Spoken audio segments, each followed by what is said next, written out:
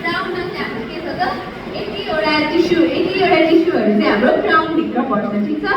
अर्को छ हाम्रो नेकमा। नेक भनेको ठ्याक्कै हो जुन बाहिर हाम्रो देखिने छ होइन, व्हाइट पार्ट बाहिर देखिने भाग र जुन भित्रको तलको भाग हुन्छ त्यो बिचको भागलाई चाहिँ हामी के भन्छौँ त गम भनेर भन्छौँ है। नेपालीमा भन्दाखेरि के भन्छ? गिजा। Very good. नेपालीमा भन्दाखेरि वी कल इट गिजा। गिजामा यहाँनिर के हुन्छ त तपाईँहरूको गम टिस्यु भनेर हुन्छ है। यो बाहिर जुन देखिने पिङ्किस